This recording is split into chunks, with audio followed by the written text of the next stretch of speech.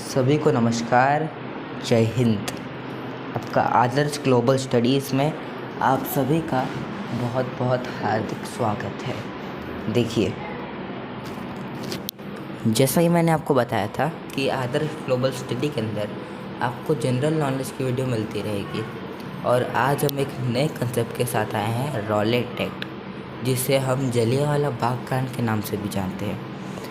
लगभग सभी लोग जानते हैं कि जलियांवाला बाग कांड एक इवेंट हुआ था जिसके अंदर जो आपके अंग्रेज़ लोग थे उन्होंने भारतीयों के ऊपर कम से कम सैकड़ों से 400-500 लोगों की उस रॉलेट एक्ट के अंदर मृत्यु हो गई थी। देखिए, जो रॉलेट एक्ट है ये तो एक लॉ था, एक कानून था जो कि सर सिडनी रॉलेट नामक एक गवर्नर था, ब्रिटिश यानी कि अंग्रेज एक गवर्नर था, सर सिडनी रॉलेट। उसने भारत में एक एक्ट यानी कि एक लॉ, एक कानून शुरू किया जिसे हम कहते हैं रॉलेट एक्ट। अब ये क्या है, ये लोगों को क्यों नहीं पसंद आया, ये हम आगे समझेंगे और इसका बहुत ज़्यादा विस्तार में हम समझेंगे कब कैसे हुआ, और इसी के बीच में गांधी जी की गिरफ्तारी भी हो गई थी। बहुत कुछ चीज़ें हैं जो कि इस रॉलेट एक्ट में हम समझेंगे।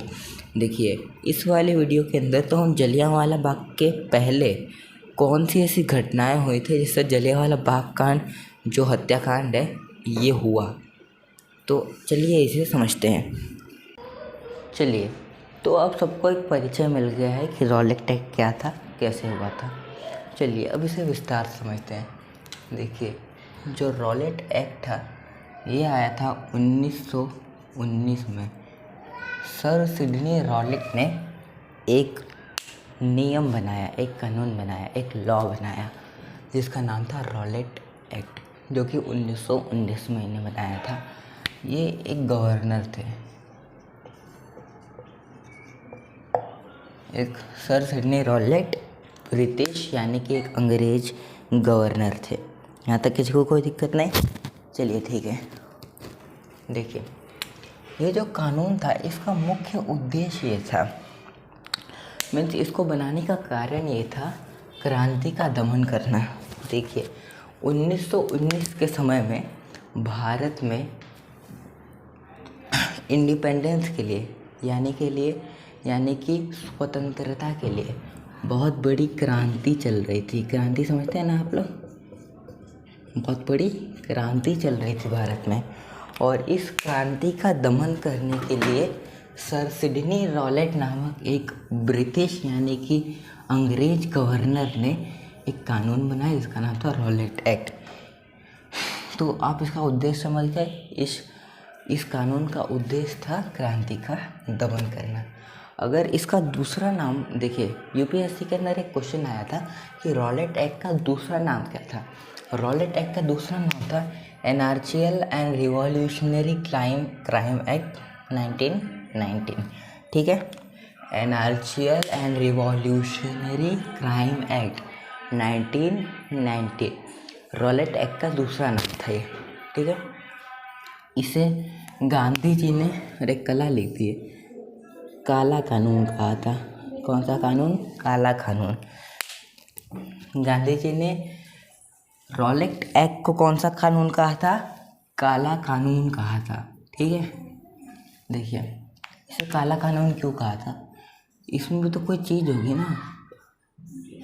अब अगर आपकी कोई चीज़ है वो आपके हित में नहीं रहेगी तो ही आप उसके प्रति प्रोटेस्ट वगैरह करेंगे, कुछ आंदोलन करेंगे।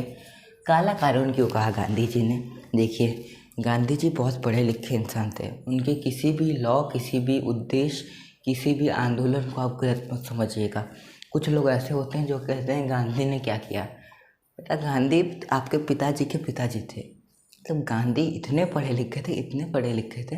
खैर, सुभाष चंद्र बोस जितने नहीं पढ़े थे, पर गांधी कम नहीं थे। लंदन में जाके जो व्यक्ति बैरिस्टर बन जाता है, आप क्या सोचते हैं वो ऐसा चालू आदमी है?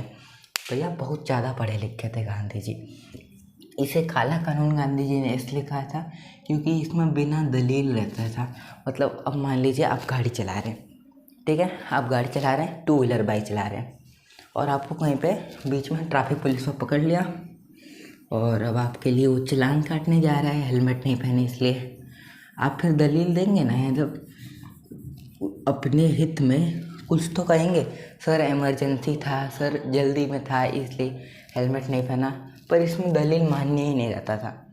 और दूसरा वकील, इसमें आपको कोई पढ़ा लिखा वकील ही नहीं रहेगा, मतलब जो अंग्रेज लोग कह रहे हैं वही सही है, आपकी बात कोई नहीं सुनेगा और इसमें अपील भी नहीं कर सकते।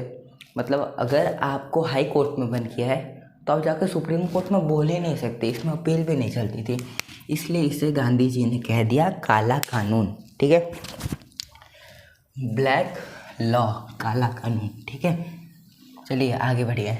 देखिए, जो रॉलेट एक्ट था इसके प्रति गांधी जी ने प्रोटेस्ट चलाया, जिसे हम कहते हैं रॉलेट सत्याग्रह, यानी कि रॉलेट एक्ट के प्रति जो आंदोलन थे उसे हिंदी में हम कहते हैं रॉलेट सत्याग्रह। इसे 1919 में ही गांधी जी ने शुरू कर दिया था। जैसा कि अभी हाल ही के अंदर एक कानून पास हुआ था कि ट्रक वाले अगर किसी को भी ठोकते हैं तो कुछ 1-2 लाख रुपए जुर्माना लगेगा, 10 साल की जेल। उसके ऊपर तुरंत जो ट्रक ड्राइवर थे उन लोगों ने हड़ताल मचा दी। उसी तरह गांधी जी ने तुरंत रॉलेट एक्ट सत्याग्रह चला दिया। रॉलेट सत्याग्रह 1919 में गांधी जी ने इसे शुरू कर दिया। देखिए, इसके बाद 30 मार्च को दिल्ली में एक व्यक्ति थे स्वामी श्रहानंद नामक, इन्होंने अपना एक आंदोलन चलाया, उसे हम कहते हैं कर मत दो आंदोलन। मतलब ऐसा मत कर दो, मतलब रॉलेट एक्ट ऐसा मत कर दो, तुम मत करो। इस कानून इसको किसने चलाया था? स्वामी श्रहानंद ने। किसने? स्वामी श्रहानंद। देखिए, इसके आगे यहाँ पे हम लिखे कर मत दो आंदोलन का जो नारा था, यानी कि देखिए अभी हम नारा लगाते हैं तो बोलते हैं ना, जैसे अभी राहुल गांधी हाय हाय, उसी तरह सरदार पटेल ने अपना एक नारा निकाला जिसका नाम था नो टैक्स विदाउट रिप्रेजेंटेशन। ठीक है, सरदार पटेल ने उनका नारा क्या था? No tax without representation.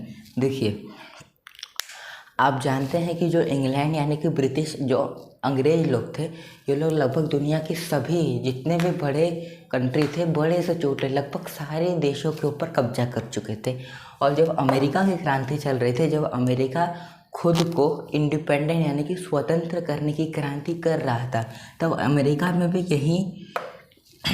यही प्रोटेस्ट के समय यही नारा लगाया गया था, नो टैक्स विदाउट रिप्रेजेंटेशन। ठीक है, सरदार पटेल अमेरिका की क्रांति का नारा उठा के भारत में लगा दी। यहाँ तक कोई दिक्कत नहीं। अब देखिए, 30 मार्च के बाद आ गया 6 अप्रैल। इस 6 अप्रैल के दिन देशव्यापी हड़ताल, एक हड़ताल थी जो कि गांधी जी ने शुरू कर दी। नाम याद रखिएगा, 6 अप्रैल को देशव्यापी हड़ताल किसने शुरू की थी? श्रीमान गांधी जी ने शुरू की थी। ठीक है, और देशव्यापी हड़ताल 6 अप्रैल को शुरू करने के बाद 8 अप्रैल को गांधी जी को अरेस्ट कर लिया। बहुत अच्छा, ससुर अरेस्ट कर लिया। अब बताते हैं हम क्या होता है। जब अरेस्ट कर लिया तो उसके बाद पंजाब के 2 मुख्य सरदार थे। देखिए, हम सरदार लिखे तो हैं पर ये एक टाइप के नेता थे। क्या थे? नेता थे। कहाँ के थे? पंजाब के थे। ठीक है, तो 9 अप्रैल को ये जो 2 सत्यपाल तथा सैफुद्दीन किचलू गिरफ्तार हो गए। देखिए, जो सत्यपाल तथा सैफुद्दीन किचलू, ये जो 2 व्यक्ति थे, ये दोनों भी गांधी जी को जो अरेस्ट कर लिया गया था इसके ऊपर नारा लगा रहे थे, और जो रॉलेट एक्ट के ऊपर भी नारे लग रहे थे, कहाँ चला दिया इसको। इन सब चीज़ों का विरोध कर रहे थे सत्यपाल तथा सैफुद्दीन किचलू। पर 9 अप्रैल को अंग्रेजों इन लोग को भी जो है कि अरेस्ट कर लिया। और इन लोग जैसे ही अरेस्ट हुए, 13 अप्रैल को अमृतसर में एक जगह है जिसका नाम है जलियांवाला। उस जलियांवाला जगह में एक खाली मैदान के अंदर ब्रिटिश लोग का जो ऑफिस था, ऑफिस के सामने जाके नारे लगने लगे। क्या नारे लगने लगे? सत्यपाल को छोड़ो, सैफुद्दीन को छोड़ो, गांधी जी को छोड़ो। और एक जो ब्रिटिश लोग थे उनमें गवर्नर था जिसका नाम था ओडायर।